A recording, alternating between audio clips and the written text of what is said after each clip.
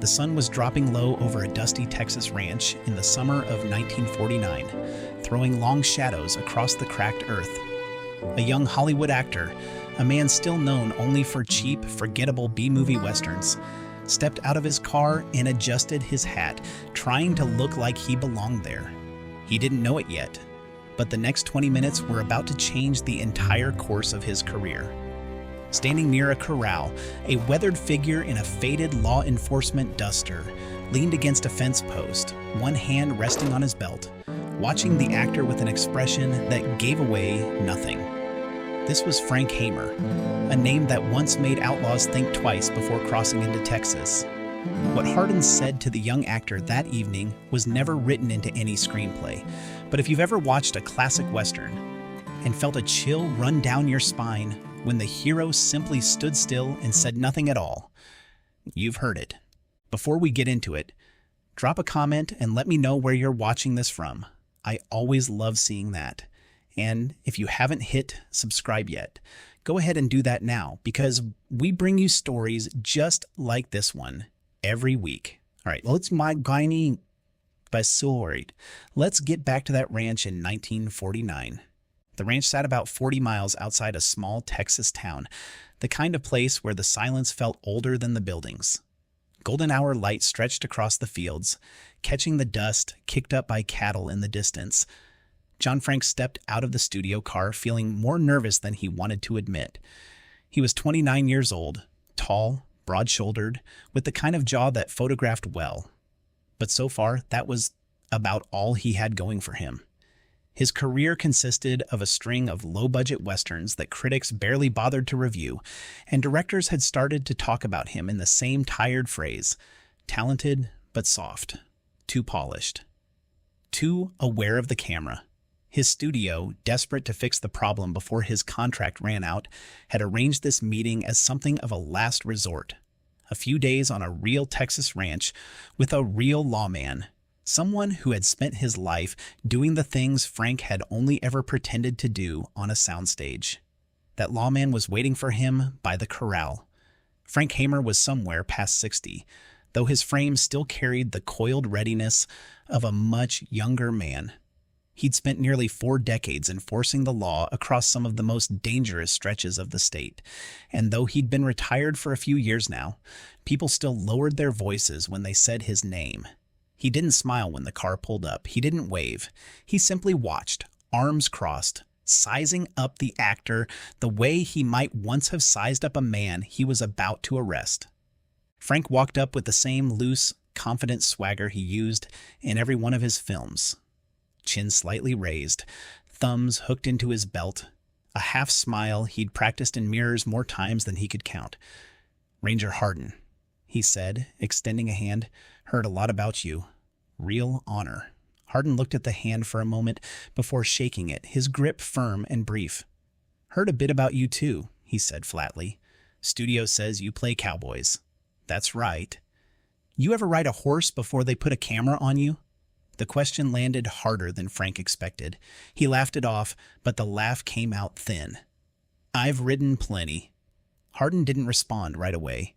He just studied him, the way Frank stood, the way he moved his hands when he talked, the way his eyes kept flicking toward some invisible audience. Even out here in the middle of nowhere.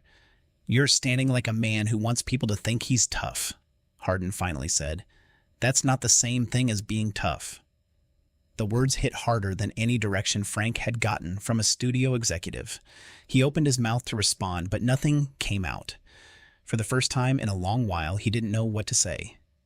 They walked the property for the better part of an hour, Hardin setting a slow, deliberate pace that forced Frank to match it, instead of rushing ahead the way he usually did. "Loosen your shoulders," Hardin said at one point, not even looking at him. "You're carrying tension like you're afraid someone's gonna hit you."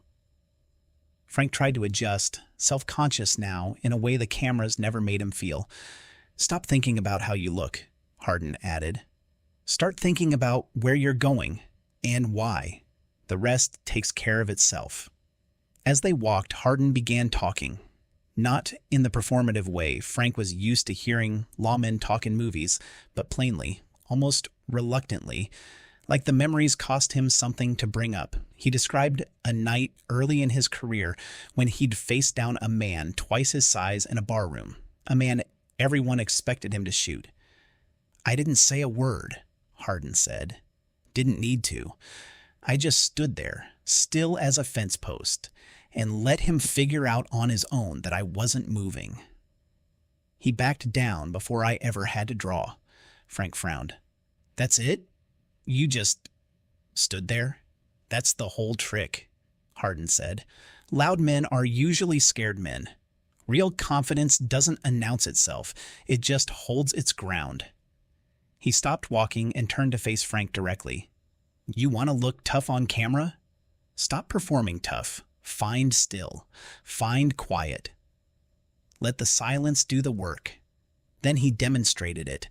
A subtle shift in his weight, chin lowering slightly, shoulders dropping, eyes narrowing just enough to suggest calculation rather than aggression. It was such a small adjustment, and yet it transformed him completely. Frank felt something click somewhere in the back of his mind, though he couldn't yet put words to it. Later that afternoon, Hardin decided to test him. He nodded toward a young, unbroken horse pacing nervously in the corral. "Get him saddled." Frank hesitated only briefly before climbing over the fence, determined to prove himself. But the horse sensed his nerves immediately, sidestepping and snorting every time Frank reached for the saddle. He tried to force it, tightening his grip, raising his voice the way he'd seen actors do it in other films. And the horse only grew more agitated, nearly throwing him off before he stumbled back, frustrated and red-faced. "You're fighting him," Hardin said from outside the fence, voice even. "Same mistake as before. You're trying to look calm instead of being calm." Frank stood there, breathing hard, humiliated in a way the studio's harshest reviews had never managed to make him feel. "Then tell me what to do," he said, quieter now, all the swagger drained out of his voice. Hardin walked up slowly, resting a hand on the top rail of the fence. "Slow your breathing before you touch him.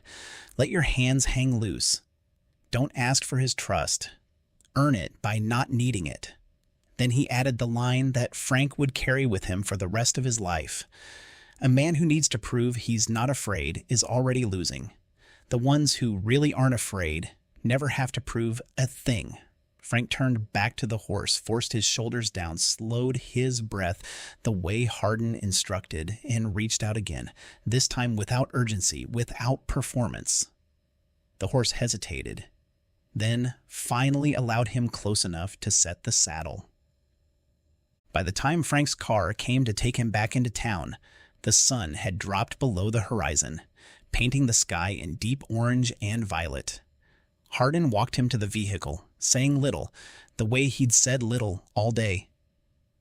"Thank you," Frank said, extending his hand again, this time without the performance, without the mirror practice smile.